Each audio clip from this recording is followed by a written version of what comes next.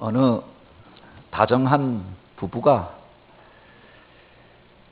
등산을 갔다가 부인이 너무 힘들어해서 남편이 그 아내를 업어주게 되었다고 합니다.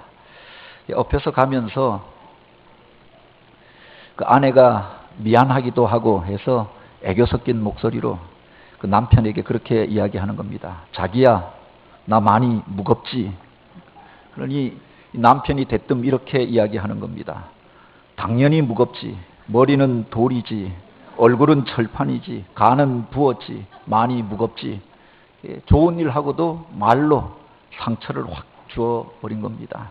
그러다가 등산하고 내려오는 길에 이번엔 남편이 발목이 삐어서 걷지 못하게 된 겁니다. 그래서 부득이하게 이제 아내가 남편을 업게 된 겁니다. 그러니까 아까 했던 말도 있고 해서 남편이 미안하다는 뜻으로 그렇게 이야기합니다. 그래도 생각보다는 가볍지. 그랬더니 아내가 이렇게 대답했다고 하죠. 당연히 가볍지. 머리는 비었지. 허파에 바람 들어갔지. 양심 없지. 매너 없지. 싸가지 없지. 당연히 가볍지. 라고 하죠. 이 세상에서 가장 무거우면서 가장 가벼운 게 사람의 마음이라고 이야기합니다. 어떤 때에는 우리가 저 하늘의 별이라도 따서 가져다 줄 수 있을 것 같고, 좋은 이야기들을 듣고 나면 저 하늘을 나는 것 같은 그런 기분도 느끼고, 또 무엇이든지 할 수도 있을 것 같은데, 또 어떤 때는 마음이 한번 깔아앉기 시작하면 아무것도 할 수가 없고, 삶의 의미와 목적을 찾을 수가 없고, 일어나려고 해도 일어날 힘이 없고, 무기력증에 빠져서 그렇게 움직이기조차 힘들게 만드는 것이 사람의 마음이더라라고 하는 겁니다.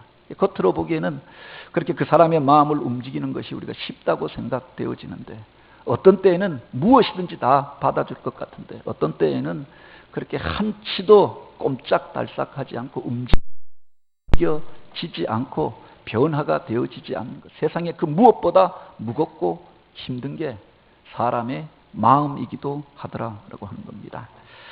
그렇게 때때로 우리가 살다 보면 내 마음이 가라앉을 때가 있습니다. 사람의 말 때문에, 어떤 상황 때문에, 어떤 일 때문에 쫙 가라앉아서 일어나기조차 싫고 아무 일도 하기 싫은 그런 상태에 이르게 될 때가 있죠. 이것을 가리켜서 영적인 침체라고 이야기합니다. 그런데 이것을 신경정신과에서는 우울증이라고도 이야기합니다. 어떤 사람들은 조울증을 앓는 사람들이 있다고 하죠. 어떤 때는 하늘을 날 것 같고 무엇이든 할 수 있을 것, 기분이 그렇게 상쾌하다가 어느 날은 그렇게 우울하여져서 아무것도 할 수 없고 삶의 의미를 찾을 수가 없고, 그래서 차라리 죽는 게 낫다 이렇게 생각되어지는 그런 자리에까지 빠져들 때도 있다라고 하는 겁니다. 근데 모든 사람들 안에 그런 우울증의 요소들을 가지고 있다라고 하는 겁니다.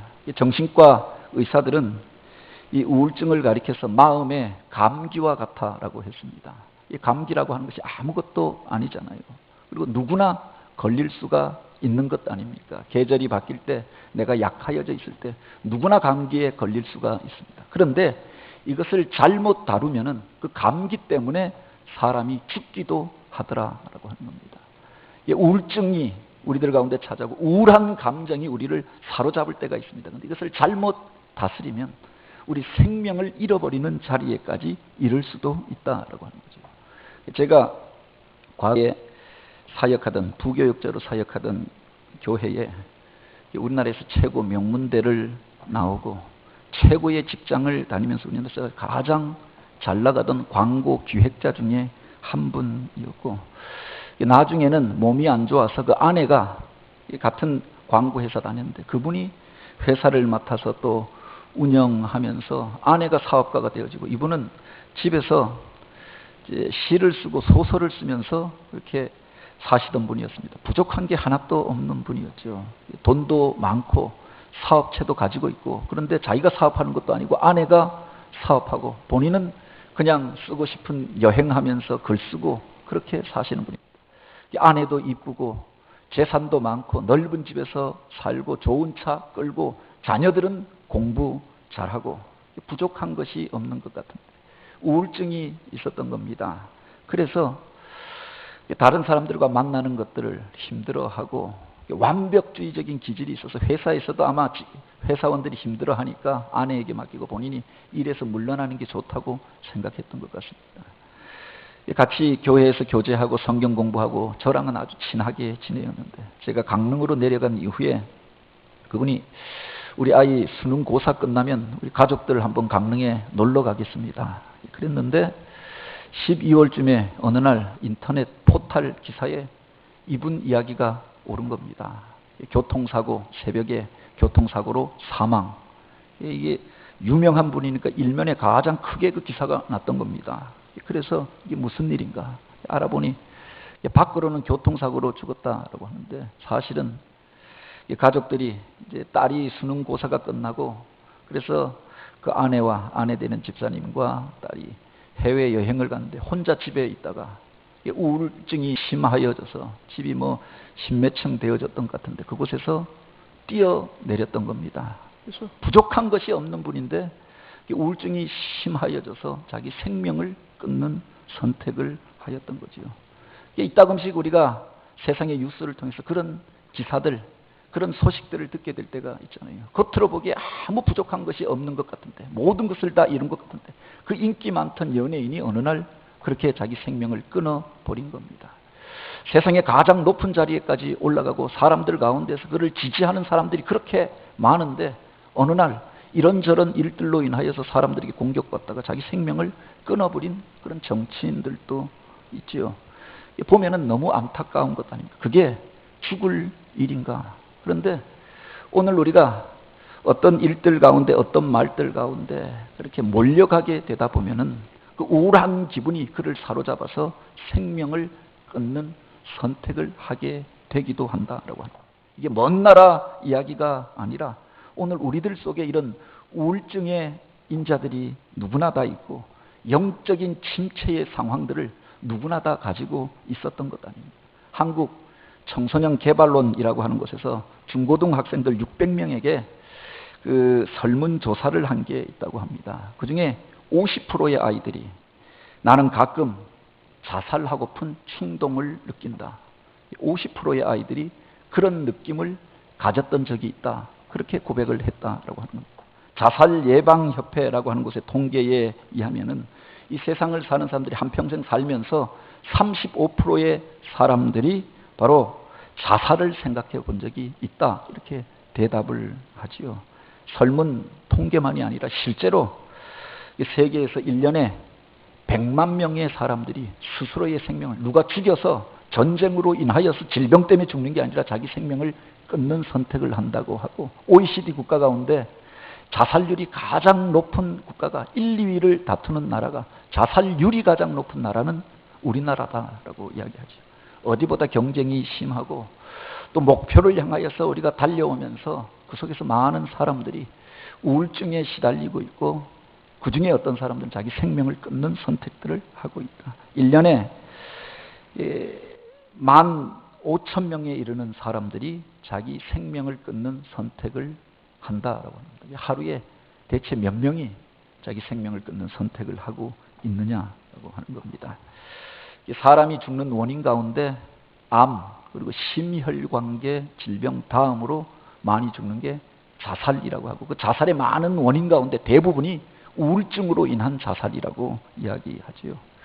우리 인생의 과정을 이렇게 돌아보면은 모든 일들이 잘 되고 형통하고 좋다고 하면 누가 자살을 하겠습니까? 근데 인생의 그 그래프를 이렇게 돌아보면은 때때로 내가 소원하던 일들을 그렇게 계획하고 열심히 준비하였던 그 일들이 실패로 돌아갔을 때 우리들 가운데 침체가 찾아오게 될 때가 있지요. 늘 상승하고 올라가는 것만 있는 것이 아니라 바로 주가가 떨어지는 것들, 경기가 하강하는 것처럼 내 인생에 하강기가 찾아올 때도 있다라고 하는 겁니다. 그때 그것을 견디지 못하는 사람들 가운데서 자기 생명을 끊는 선택을 하는 이들도 나타나게 되는 거죠. 특별히 이 뜨거운 여름이 지나고 스산한 바람이 불어오는 계절이 되어지면 사람들 가운데서 그 아픈 기억들이 되살아나며 괜히 고독해지고 우울해지는 분들이 그렇게 많다고 합니다. 이때 우리가 기억해야 할 것이 바로 이런 침체의 경험이 나만 가지는 것이 아니다라고 합니다. 우리들 모두 안에 언제나 우리가 행복하고 언제나 즐겁게 사는 것이 아니라 누구든 침체에 빠질 수 있고 누구든 인생의 하강 국면을 맞이할 수 있다라고 하는 거죠. 신앙의 위대한 사람들에게도 바로 이런 과정들이 있었던 것들을 보게 됩니다. 모세에게도 그런 과정이 있었고 다윗에게도 이런 일들이 있었고 위대한 종 하나님의 사람이라고 말하던 엘리야에게도 이런 힘들고 어려운 과정들이 있었음을 오늘 본문은 기록하고 있죠. 열왕기상 17장에 보면 하나님 역사의 주역으로 혜성같이 등장하는 사람이 바로 엘리야입니다. 그를 통해서 놀라운 일들이 벌어지게 되잖아요. 사르밧 과부의 집에 가서 기도할 때 놀라운 기적이 나타나고 죽었던 아들이 살기도 하였고 그가 하늘을 향하여 기도할 때 하늘에서 불이 내려서 그 당과 나무와 재물을 태우고 많은 사람들이 그것을 통하여서 하나님의 영광을 경험하게 되어집니다. 그가 하늘을 향하여 기도할 때 3년 6개월 동안 닫혀졌던 하늘의 문이 열리고 바로 은혜의 담비가 그 땅 가운데 쏟아져 내리기도 하였던 것 아닙니다. 그 때문에 수많은 사람들이 바알 신앙으로부터 돌이키고 다시금 하나님을 예배하는 이런 운동들이 일어나게 되어졌습니다. 그런데 오늘 우리가 읽은 이 성경에 보면은 이 성공의 와중에 열왕기상 19장에 보면 또 하나의 반전의 사건이 등장하는 겁니다. 그가 이제 많은 사람들이 자기를 향하여 열광하고 따르는 그 순간 그 모든 사역을 포기하고 이스라엘을 떠나서 남쪽 유다 광야 깊은 곳으로 들어가서 로뎀 나무 아래 엎드려서 자기 사역을 포기하고 그 모든 것들이 의미 없는 것인 양 이와 같이 이야기하면서 여호와여 넉넉하오니 지금 내 생명을 거두어가 주시옵소서. 나는 내 모든 조상들보다 못하나이다. 이런 고백을 하고 있는 겁니다. 열등감에 빠져서 불안감에 시달리며 깊은 침체에 빠져 있는 엘리야의 모습들을 보게 되지요. 무엇이 그를 이런 침체로 몰아갔느냐라고 합니다. 그가 지금 유다 광야로 내려간 것이 한참 지금 이스라엘을 변화시키고 새 일을 해야 할 그 사람이 바로 이 남쪽 유다를 지나서 저 밑에 광야까지 내려가게 된 것이 무슨 여행하러 간 것이 아니었다라고 합니다. 우리가 보통 로뎀나무를 이야기할 때 그러니까 로뎀나무 아래 앉아 있었다, 로뎀나무 아래에서 잠자고 있었다라고 이야기할 때 그 로뎀나무를 무슨 사막에서 그늘을 제공하고 사람들이 쉬어가는 정자나무쯤으로 생각하기도 합니다. 이게 바로 유다 광야의 모습인데요. 그런데 사실은 이 로뎀나무라고 하는 것은 우리가 주변에서 보는 무슨 가시나무나 쌀이나무 같이 바닥을 기면서 그늘을 만들어내지 못하는 나무가 바로 로뎀나무입니다. 우리가 흔히 카페나 또는 무슨 그 사람들의 안식처를 상징하는 나무로 그렇게 표현되어지는 저 나무, 저것은 십dim나무라고 하지요.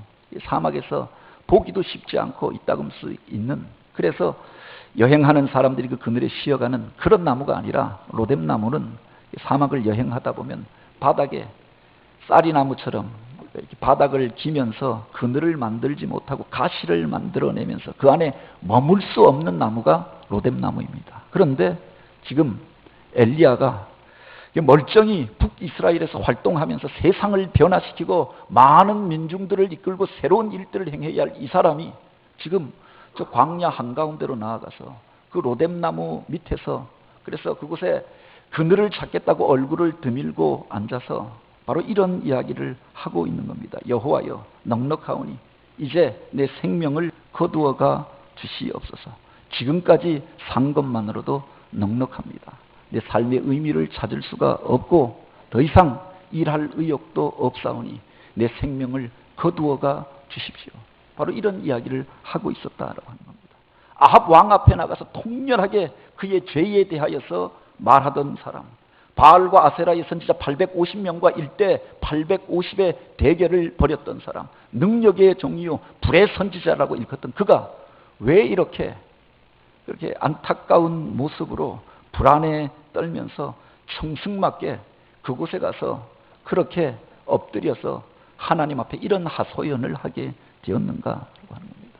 그 안에 어떤 영적인 침체가 찾아오게 된 상황을 기록하고 있죠. 상황이 그러해서, 조건이 그러해서 그가 그렇게 되어졌던 것이 아니라 그 마음 안으로부터 일어났던 어떤 문제가 그를 침체로 몰아갔고 깊은 그 영적인 우울증에 시달리게 되어졌고, 지금까지 하여왔던 그 모든 사역의 의미들을 그가 없는 것으로 말하고 자기 생명을 포기하는 이런 말들까지 하기에 이르게 만들었던 거죠. 무엇이 그를 그 자리로 몰아갔느냐라고 하는 겁니다. 우리가 인생의 길을 걸어갈 때 그 삶의 의미와 목적을 잃어버리게 되면 바로 이런 깊은 침체 가운데 빠져들게 되는 것들을 보게 됩니다. 그것이 이루어지면 놀라운 일들이 벌어질 것이다. 그래서 그것을 향하여, 목적을 향하여 달려왔습니다. 그런데 그 일이 이루어졌습니다. 그런데 아무런 사건도 일어나지 않는 겁니다. 아니, 소원하고 계획하고 준비하고 열심을 다하여 행하였는데 그 일이, 그 열매가 당장 나타나지 않고 그렇게 자기가 계획했던 대로 그 일들이 진행되어지지 아니할 때 오늘 우리가 바로 이런 침체에 빠져들 수 있다라는 거죠. 이 세 가운데 이런 성과주의적인 태도가 있잖아요. 무엇을 하면은 반드시 열매가 있어야 하고 당장 성과가 나타나야 하는데 그 성과와 그 일들이 나타나지 아니할 때 우리가 침체에 빠질 수 있다라고 하는 겁니다. 세계 정신사에 회의주의가, 염세주의가 세상을 지배하였던 적이 있습니다. 과거에 18세기에 산업혁명이 일어나고 그래서 많은 사람들이 과학기술이 발전하고 산업이 발달하면은 이 땅 가운데 유토피아가 이루어질 것이다. 이상사회가 이루어질 것이다. 인간의 이성이 극대화되어지고 자유가 극대화되어지고 그리고 물질의 부족함이 없이 그렇게 살아가는 그런 사회가 올 것이라고 생각했습니다.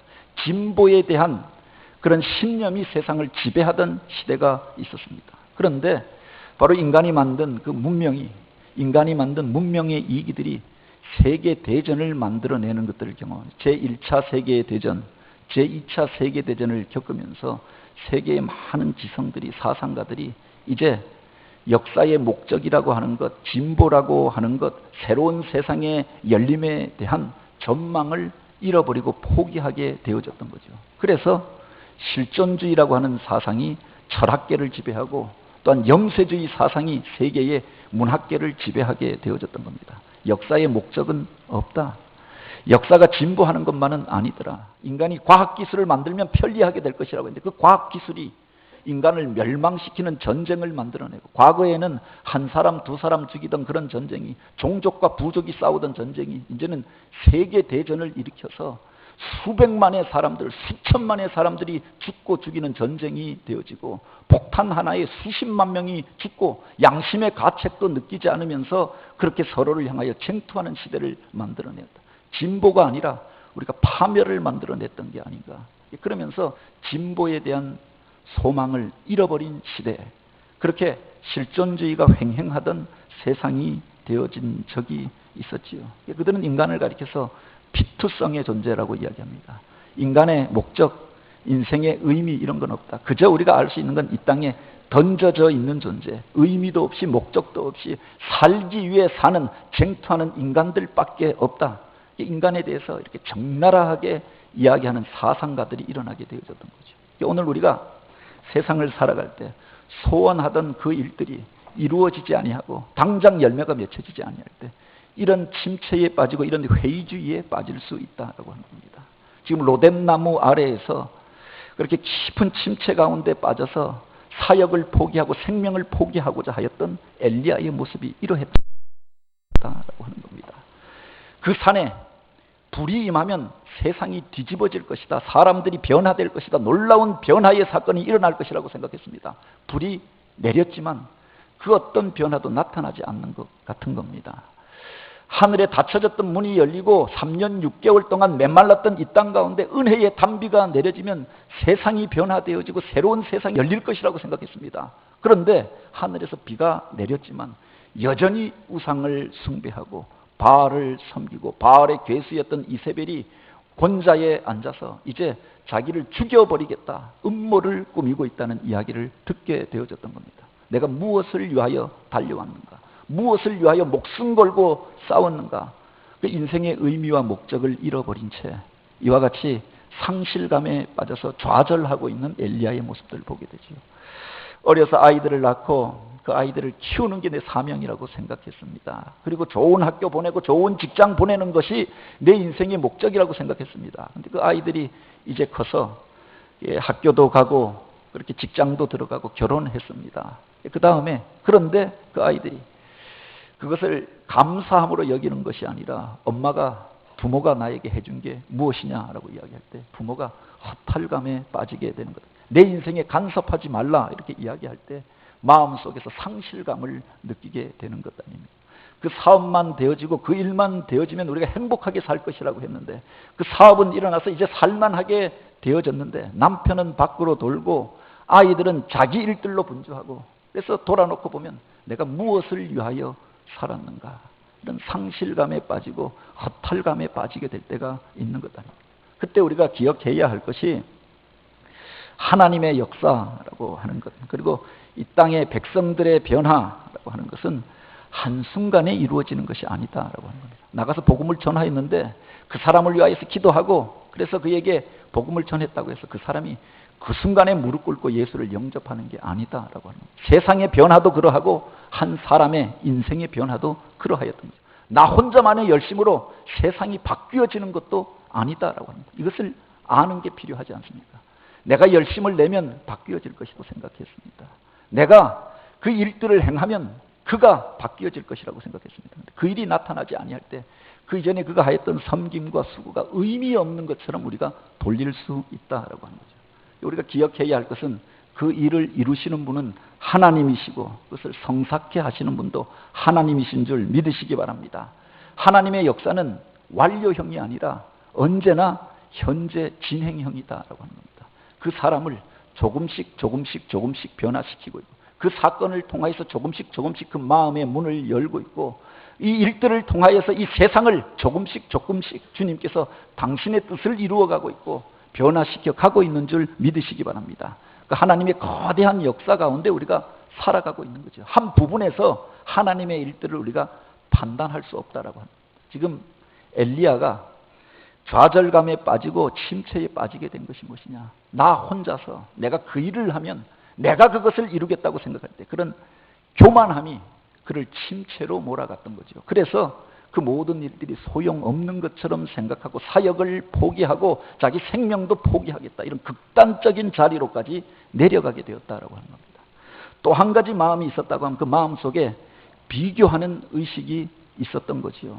다른 사람과 나를 비교하면서 다른 사람의 좋은 점과 나의 나쁜 점을 약한 점을 비교하면서 바로 이런 침체에 빠져들게 되어졌던 것들을 보게 됩니다. 4절에 보면 여호와여 넉넉하오니 지금 내 생명을 거두시옵소서. 나는 내 조상들보다 낫지 못하니이다. 과거에 그 믿음의 조상들, 기라성 같은 믿음의 그 사람들과 자기를 지금 비교하고 있는 겁니다. 믿음의 조상 아브라함을 통하여서 일어났던 그 거대한 역사들, 이스라엘을 통하여 야곱을 통하여서 12지파가 일어나고 이 거룩한 나라가 세워지게 되어졌던 것. 모세를 통하여서 출애굽의 역사가 일어나고 그 말씀이 그들 가운데 심겨지고 그렇게 예배가 드려지게 되어졌던 일들. 여호수아를 통하여서 가나안 땅을 정복하고 승승장구하였던 일들. 다윗을 통하여서 세워졌던 그 제국의 영광, 그것과 자기를 비교하니까 그의 성공과 자기의 실패를 비교하니까 나는 아무것도 아닌 존재로 생각하게 되었다라고 합니다. 그런데 우리가 기억해야 할 것이 아브라함이 하나님의 약속을 받고 그 축복을 받기까지 그냥 되어진 게 아니라라고 합니다. 아브라함도 이런 과정을 거친 다음에 그를 통해서 믿음의 가문이 일어나게 되어졌던 거지요. 바로 모세가 하나님 앞에 어느 날 갑자기 쓰임받았던 것이 아니라 그도 실패하고 좌절하고 광야의 시간들을 지난 이후에 하나님 앞에 쓰임받게 된 줄 믿으시기 바랍니다.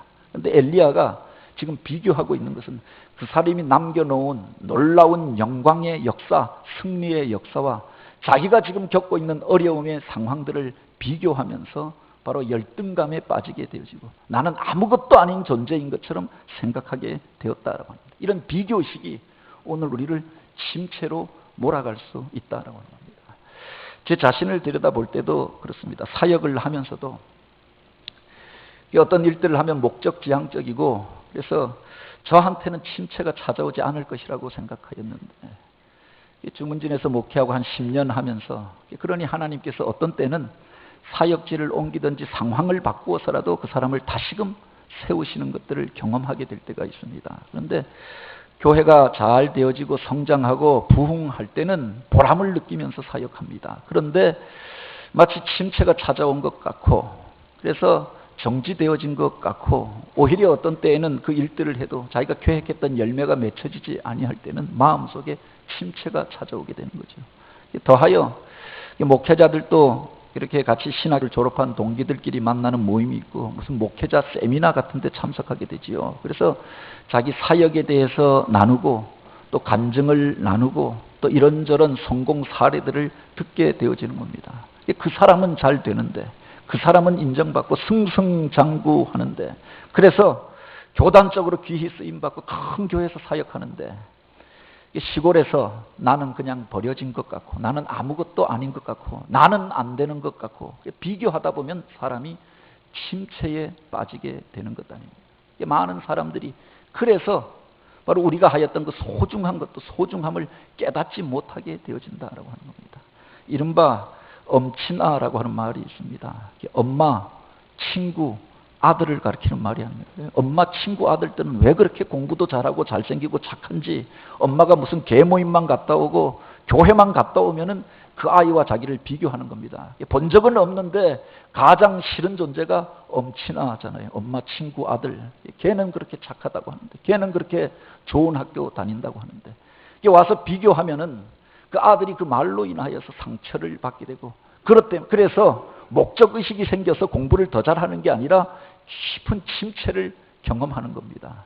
엄마도 사실은 그 아들 이야기하면서 자기도 침체를 경험하는 거죠. 내가 걔 엄마보다 못한 게 없는데 그렇게 내가 열심히 얘를 가르치고 기도도 했는데 얘는 뭐냐 생각하는 거죠. 그런데 우리가 기억해야 할 것은 밖에 나와서 이야기하는 것들은 나쁜 점은 이야기하지 않는 겁니다. 좋은 것만 이야기하고 자랑거리만 이야기하는 겁니다. 그리고 성적 이야기를 해도 평생에 제일 성적이 잘 나왔던 거 그거 가지고 자랑하는 것 아닙니까? 그러니 그 친구가 평생을 살면서 가장 잘 나왔던 성적이랑 자기가 지금 가장 안 나온 그 성적이랑 비교하면서 이야기를 하니까 침체에 빠져들게 되는 거죠. 이 비교의식이 오늘 우리의 심령을 상하게 하고 침체로 이끌어 간다라고 하는 거예요.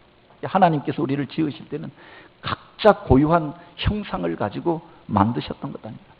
그의 인생을 통하여서 원하였던 일들이 있는 거죠. 모세의 시대에 모세를 통하여서 이루고자 하였던 일들이 있고 다윗을 통해서 행하고자 하였던 일들이 있고 엘리야를 통하여서 이루고자 하였던 일들이 있었던 겁니다. 엘리야가 다윗과 자기를 비교하면서 모세와 자기를 비교하면서 생각해보니 자기는 아무것도 아닌 존재가 되어졌다라고 합니다. 너희는 하나님께서 만드신 바라라고 하였습니다. 그의 만드신 바 포이에마의 존재라고 했습니다. 각자 하나님께서 어떤 계획이 있어서 이런 모습으로 우리를 창조하신 줄 믿으시기 바랍니다. 상품이라고 하는 것은 이른바 가성비라고 하는 것을 따져서 가격 대비 성능이 어느 것이 좋냐 비교하고 사는 것이 필요합니다. 그런데 작품이라고 하는 것은 그 사람의 작품 세계를 통하여서 그 작가가 의도하는 정신을 통하여서 깨닫고 이해하고 또 그렇게 그것의 존재 의미들을 우리가 감상하는 거죠. 우리는 상품이 아니라 하나님이 만드신 포이에마 작품인 줄 믿으시기 바랍니다. 그것이 그냥 작품이 아니라 사람들은 걸작품이라고 말하죠. 하나님께서 우리를 위하여서 한 사람 한 사람 어떤 목적과 의도들을 가지고 만드신 줄 믿으시기 바랍니다. 나를 부르신 의미가 무엇인가? 나를 통하여서 이루고자 하였던 것이 무엇인가? 이것을 묵상할 수 있어야 하는 거죠. 그런데 다른 사람과 나를 비교하면서 오늘 우리가 나는 아무것도 아닌 존재인 것처럼 생각하고 이런 침체 가운데 빠져들 수 있다라고 하는 겁니다. 그리고 또 한 가지 이 침체의 원인을 이 본문을 통해서 보게 되는 것이 바로 그가 부정적인 감정에 치우쳐서 상황을 과장하게 되었다라고 하는 겁니다. 때때로 어떤 모임에 가면은 과거에 무슨 친구들을 이렇게 만나면 술을 먹는 친구들 있잖아요. 평상시에 멀쩡하던 친구들이 술을 먹으면 울고 술을 먹으면 막 이렇게 화가 나는 친구들, 감정을 과장하는 이들이 있는 겁니다. 들어보면 별 이야기도 아닙니다. 그런데 술이 그 사람의 감정을 과장시키는 거죠. 그리고 깨고 난 다음에 자기가 무슨 일을 했는지 모르는 겁니다. 때때로 우리 감정이 이와 같이 과장되어지면서 현실을 제대로 파악하지 못하게 할 때가 있다라고 하는 겁니다. 10절에 보면 엘리야가 이런 고백을 합니다. 오직 나만 남았거늘 그들이 내 생명을 찾아 빼앗으려 하나이다. 이렇게 말하고 있는 겁니다. 이 땅 가운데 하나님을 믿는 사람은 오직 나밖에 없고 주님의 일들을 행할 사람은 나밖에 없고 이 세상에 나 혼자만 남았다. 이렇게 말하고 있습니다. 이제 그런데 나까지 저들이 죽이겠다고 합니다. 그래서 살겠다고 사실은 도망한 겁니다. 지금은 하나님 앞에서 내 생명을 거두어가 주십시오 말하고 있지만 그 앞에 보면 저가 자기 생명을 위하여서 유다 광야로 도망하였다라고 했습니다. 살겠다고 도망해서 이제 로뎀나무 아래서 그 그늘이라고 그 그늘도 없는 그곳에서 머리를 드밀고 앉아있는 자기 자신의 처지를 바라보니까 한심하기도 하고 그래서 이 말을 하게 되어졌던 거죠. 그런데 지금 그 로뎀나무 아래서 그가 자기만의 촛불 잔치를 벌이고 있었던 겁니다. 이 세상에 의로운 자는 나밖에 없고 하나님을 바로 믿고 있는 사람은 나밖에 없고 이 세상에 오직 나 혼자만 존재한다. 이렇게 생각하게 되어졌던 거죠. 그러니 울적하고 그러니 이 세상이 모두 잘못되어 돌아가는 것 같고 그러니 내가 살아서 무엇하나 누구도 나를 지지하지 않고 누구도 내 마음을 이해해 주지 아니하니 내가 차라리 죽는 것이 낫겠다 생각하였던 거죠. 그런데 그에게 주님께서 주셨던 말씀이 무엇입니까? 이 땅에 바알에게 무릎 꿇지 아니하는 7,000명을 내가 남겨놓았노라. 모두가 하나님을 떠나고 바알에게 무릎 꿇은 것처럼 보여져도 하나님께서 예비하여 놓은 사람도 있었고 바알에게 무릎 꿇지 아니하고 세상의 불의 가운데 무릎 꿇고 쫓아가지 아니한 하나님의 사람들이 이 땅 가운데 남겨져 있음을 이야기하여 주셨던 것 아닙니까? 더구나 지금 이스라엘 백성들도 잘못된 길로 가던 그 백성들도 갈멜산 사건을 통하여서 돌이켜서 진실을 발견하고 엘리야를 쫓게 되어졌고 그들이 일어나서 사실은 바알과 아세라의 선지자를 기손 시내로 끌고 가서 죽였던 것 아닙니까? 우리를 거짓으로 이끌어가고 이 세상을 왜곡시켰던 그들을 처단하는 일들을 그 백성들이 행하고 있었다라고 합니다. 그런데 그가 지금 나 혼자 남았다고 생각하였던 거죠. 그 감정의 과잉이 현실을 바로 보지 못하게 하였다라고 합니다. 물론 여기에 보면 이세벨이 사신을 보내고 편지를 보내서 내가 내일 이맘때까지 너를 반드시 죽여버리겠다. 내가 죽였던 그 바알의 선지자들 같이 내가 너를 난자하여 죽여버리겠다. 악독한 말을 쏟아붓고 협박하는 편지를 보냈던 것은 사실이었습니다. 그런데 그가 객관적으로 이 사실을 받아들일 수 있었다고 하면 사실 이세벨이 그를 진짜 죽이려고 했다고 하면은 편지를 보냈겠느냐, 사신을 보내서 이런 말들을 했겠느냐. 세상에 보면은 사실은 가장 궁급한 처지에 있는 사람이, 가장 약한 사람이 목소리를 높이는 겁니다. 자기가 의롭고 잘못한 것이 없는 사람, 차분하게 자기 입장을 이야기하는 것 아닙니까? 자기가 잘못한 사람이 목소리를 높이는 겁니다. 항변하는 거죠. 약한 자가 두려움에 빠져있는 사람들이 악독한 말들을 하게 되어져 있는 겁니다. 그래서 우리가 그것을 바로 분별하는 게 필요한데 그 사람의 말 때문에 내가 감정의 동요가 일어나게 되어지면 진실을 보지 못하고 사실을 보지 못하고 그 감정에 휘둘려서 엉뚱한 선택을 하게 되어진다라고 하는 겁니다. 지금 그 바알 신앙을 백성들 가운데 퍼뜨려서 궁급한 처지에 놓여 있었던 그 바알의 제단이 무너지고 선지자들이 죽고 위기에 몰려 있었던 것은 사실은 바로 이 아합과 이세벨이 아니었습니까?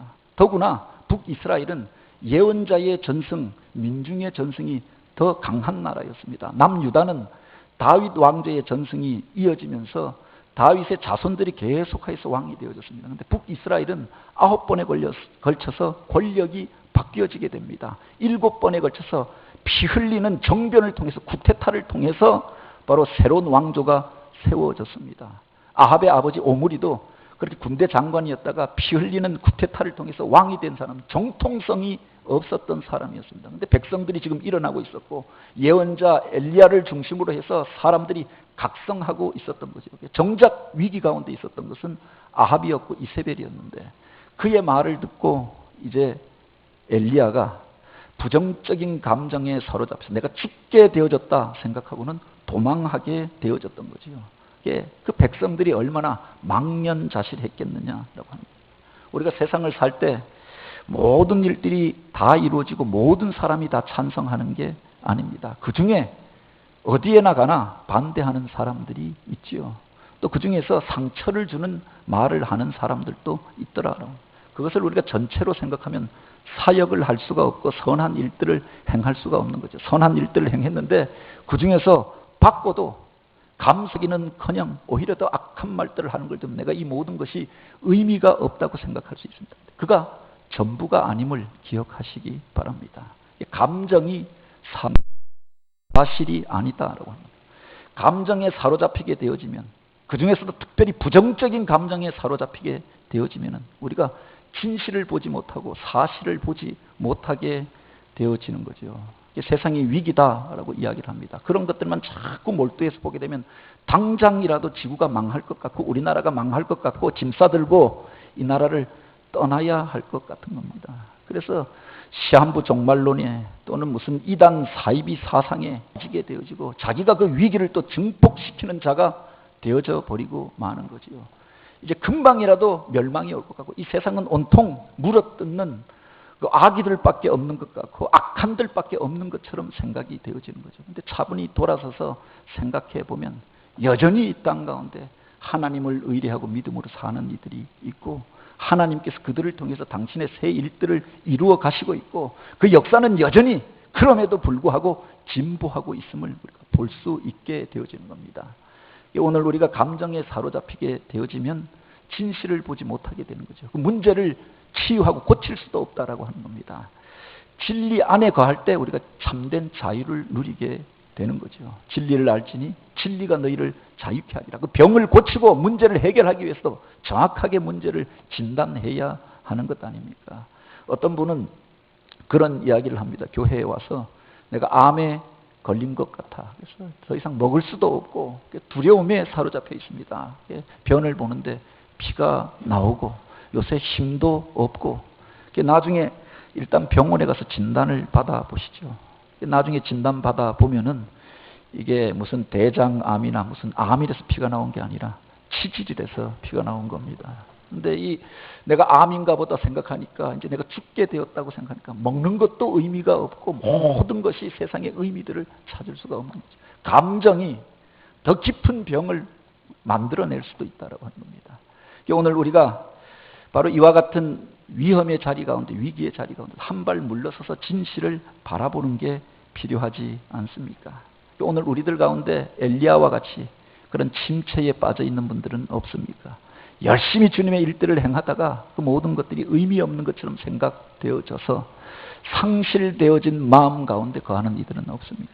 거기에서 우리를 만지시고 다시금 회복시키시는 주님을 만나게 되길 원합니다. 본문에 보면 그 주님께서 그럼에도 불구하고 잘못된 생각 가운데 있었습니다. 그 모든 것이 의미 없다고 생각하였습니다. 불평하고 원망하고 있었습니다. 그런데 주님께서 당신의 천사를 보내어서 엘리야를 만져주십니다. 로뎀 나무 아래 널브러져 있던 그에게 찾아와 그의 육체의 필요를 알고 먹을 것을 공급해 주십니다.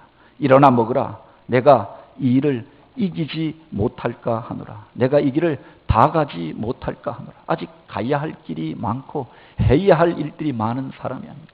그의 필요를 아시고 그를 도우시고 위로하여서 일으켜 세우십니다. 과거에 모세를 만나 주셨던 모세가 80세에 인생의 소명을 발견하게 되어졌던 호렙산으로 그를 이끌어 가시고 그곳에서 세미한 음성 가운데 그가 행하여 가야 할 일들을 깨닫게 하여 주십니다. 혼자가 아니라 남겨진 7,000명이 있음을 알게 하여 주시죠. 그들과 함께하여 일하는 법을 가르쳐 주십니다. 내가 앞장서서 일하지 않아도 좋다. 그래서 사람들을 세워서 그들과 함께하여서 일하는 원리들을 그에게 가르쳐 주십니다. 이제 엘리사를 세워서 그를 통하여서 내가 하던 그 일들을 행하게 하라. 바로 예후라고 하는 장군에게 기름을 부어서 그를 통해서 이 정권을 바꾸고 세상을 바꾸는 일들을 행하게 하라. 저 아람이라고 하는 나라를 하사엘이라고 하는 자에게 맡겨서 그 세상을, 바로 이 세계를 바꾸는 일들을 행하게 하라. 그가 나서서 다 하려고 하였으니 그가 지치고 힘들었는데 사람들을 세워서 함께하여서 일하는 원리를 그에게 가르쳐 주십니다. 그 뒤에 회복되어져서 선지자들을 세우고 후계자들을 세우고 동력자들과 함께하여서 힘있게 이 사역을 감당하는, 다시금 일어나 주님의 일들을 행하는 엘리야의 모습들을 우리가 보게 되지요. 오늘 우리들 가운데 그렇게 광야 가운데 로뎀나무 아래 그렇게 침체의 자리 가운데 빠져있는 이들이 있습니까? 우리들 안에 들어와 있는 잘못된 감정들, 비교의식, 당장 보여지지 아니하는 그 성과에 대하여서 조급함을 버리고 그 사역의 자리에서 한 발 물러설 수 있는 우리가 되길 원합니다. 내 마음속에 이런 지치고 힘든 모습들이 있다고 하면 일단 그 자리로부터 한 발 물러서서 하나님의 눈으로 나를 바라보고 세상을 바라보는 게 필요하죠. 몰입하여서 내가 부정적인 말들을 같이 쏟아내면서 같이 정죄하고 같이 싸우는 자가 되는 것이 아니라 한 발 물러서서 보는 게 필요하다라고 합니다. 주님께서 공급하여 주시는 말씀을 받고 또 우리 육체의 필요를 돌보고 회복되어져서 다시금 주님의 일들을 행하여 가야 하는 것 아닙니까? 그 일이 전부가 아니라 새가족 사역, 전도 사역, 어떤 성교 사역, 그게 전부가 아니라 우리는 평생의 길을 달려가야 할 사람들이 아닙니까? 하나님께서 잠시 그 일을 내려놓게 하실 때도 있다라고 하는 겁니다. 물러서서 우리 자신을 돌아보고, 그래서 주님의 음성을 듣고 주님의 만지심과 회복을 경험하고 믿음의 동력자들과 함께하여 일하는 보람을 누리고 다시금 기쁨으로 주님의 일들을 행하여 가는 교회요, 성도들이요, 믿음의 지체들이 되어지길 주님의 이름으로 축복합니다. 같이 기도드립니다. 오 하나님, 오늘 우리들 안에 들어와 있는 이런 부정적인 감정들, 서로를 향한 비교의식들, 당장 보여지지 않는 성과로 인하여 조급하여 하는 마음들 주님 앞에서 내려놓게 하시고 오늘 우리를 통하여서 여전히 일하고 계신 주님의 손길을 우리가 깨닫게 하여 주옵소서. 세미한 음성 가운데 우리를 위로하시고 우리를 다시금 세우시는 주님을 만나게 하시고 이제 주님의 눈으로 주님의 마음을 품고 주님이 원하고 기뻐하는 그 일들을 행하여 가는 기쁨으로 믿음의 동력자들과 함께하여 일하는 저희들 되게 하옵소서. 말씀의 주인 되신 예수님의 이름으로 기도드립니다.